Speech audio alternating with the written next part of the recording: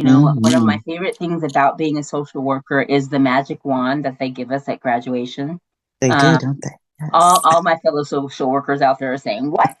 I You think didn't get that's really yours? good. You didn't get yours. That's the thing that people think we have a magic wand and we come in and we say, abracadabra, all your problems are solved.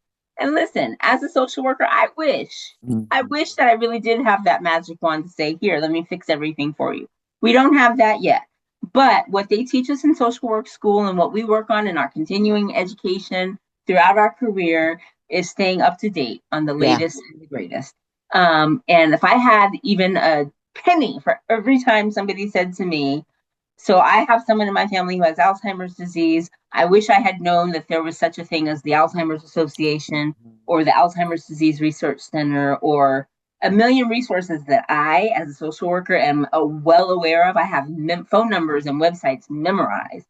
If I had a penny for every time somebody said, I wish I had known, I Yeah. could pay for Alzheimer's to get cured if that's what it's going Hmm. to take. I Hmm. don't have a penny for every time someone has said that, but I would say lots of social workers know about resources that are available. So please take advantage of us. And all my fellow social workers don't cringe when I say that, but ask us for help. And fellow social workers, if we don't know, we find someone who does. I think that that's what we're probably the best at.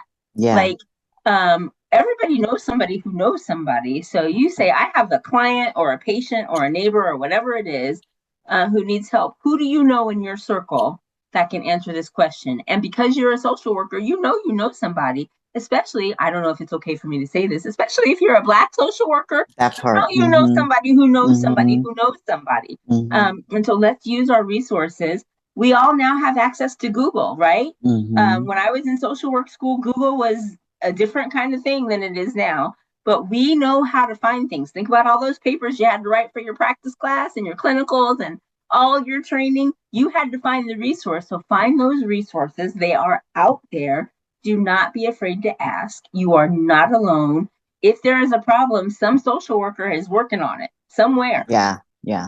And do not be afraid to ask because your friendly social worker knows. Even if your friendly neighborhood social worker is tired, even especially over these last 5 years, we've come out of or maybe we're still in a pandemic, Mhm. and every day there's something new to get ourselves worked up about. But we know how to find solutions. I mean, that's literally what our job is. They call us social workers not because we're out having parties, because we're not out having parties. They call us social workers because we are in society. We are here to help and we can get it done. The director of my organization says we are going to find the cure for Alzheimer's disease because people participate in clinical trials. And I do believe that that's true, but we are also going to find it because the social worker is looking for it. That part. We're going to Yes. find it. I love on the social work piece. So once again, I'm not that smart that I have, this brilliant answer of strategy and planning. But let me tell you, my family has been deeply impacted by social workers. And so that you can understand, my mother bore four children, of which Hmm. I am the youngest and the only boy. But I spent most of my childhood growing up as the middle child. Through the process of adoption, four sisters all older, four brothers all younger, and there were always a stranger, neighbor, cousin. So who do you think was working with us through these adoption Yeah. processes? Yeah. When my mother at some point became a caseworker, at Big Brother, Big Sister, who do you think she was working with many of the time with placements and things of this nature, helping folks in temporary. So you mentioned social workers are there on the scene. And even when it comes to Alzheimer's and dementia, you cannot get a diagnosis unless it's given by a professional who can do that. But it can be very challenging to get in to see certain specialists, a neurologist. So where does support, help, even affirmation come in within that 6 month period that you may have to guess who's likely to be on the ground at Hmm. your house, available in office, a social worker, right? And so it's important that you take a well-rounded approach to getting. So yes, we need the researchers, we need the scholars, we need the neurologists and our primary care physicians, but you also need the caseworkers and the social workers and all the other services that a social worker is going to refer you to, even the informal ones. Hmm. right? So you have to have that type of wraparound support. Again, I wish I could tell you in our strategy meetings we came up with it, but that's the way that it fell out. And you mentioned Kelly G. Loeb, who's at the University of Kansas Medical School, and she's a social worker to her heart. I met her at an event I was filming at. I wasn't even talking to her, but because she was ear hustling and heard we were talking about, she inserted herself. She'll tell you this. She inserted herself into that conversation, and even after post filming, we're still working with her on events because she's that committed. It's just who she is, to help and to give to make someone else better. So no, our project is more complete, Mel, because we have social workers involved. Man, that almost sounds like a plug for commercial, doesn't it? In an essence, I didn't live with my mom at that time, but my brother lived next door, and my aunt noticed some changes as well. And my brother, who visited mom from time to time, but would come in and stay from time to time, noticed some changes as well. So there was some subtle changes there, and then that led us up to having to go to the doctor. And it was some ugly things that, this disease can uh it can really shake some things up to the core with your family if you're not prepared. I don't know how you can be prepared uh for um this life changing event or situation, but uh it can really present some challenges, and if you can't be prepared enough for it.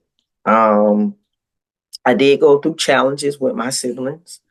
Um, we were not always on the same accord, so it does cause for risks if I'm just going to be honest about it, because Mhm. I do want people to know, the good, the bad, and the ugly.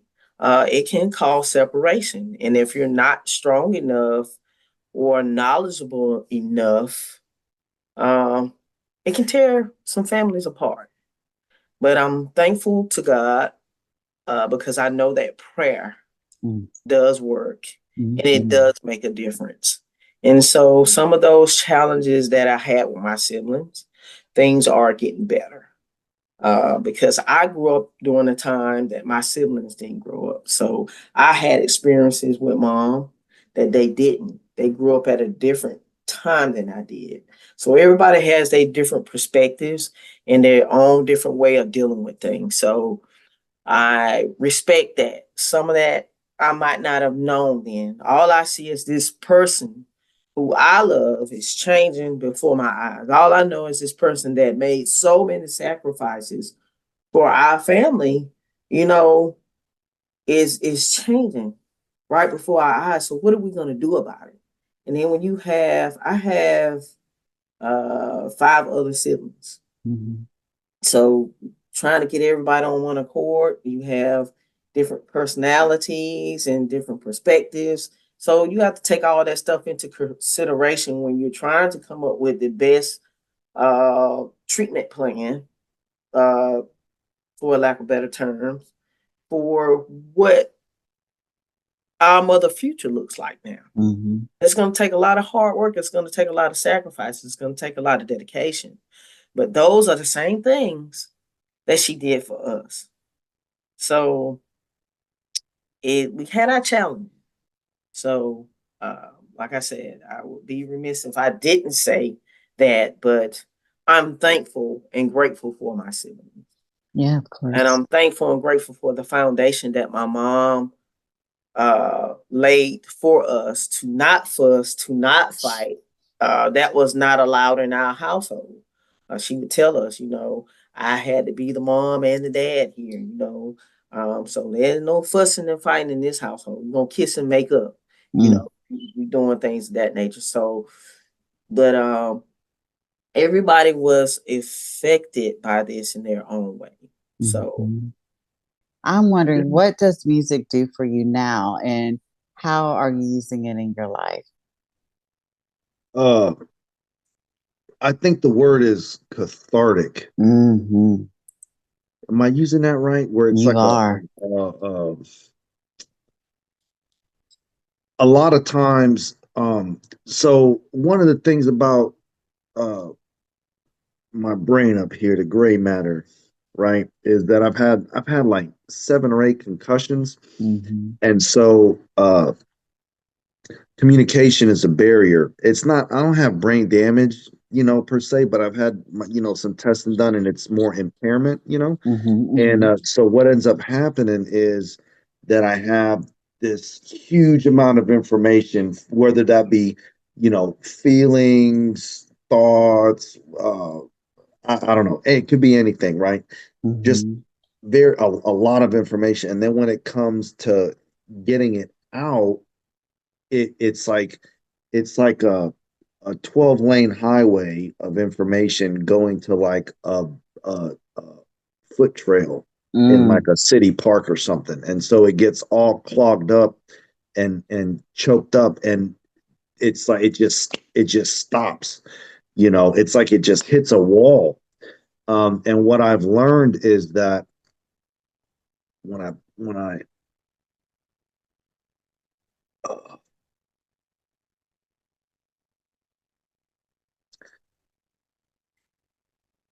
uh, when I pick up my horn, Hmm.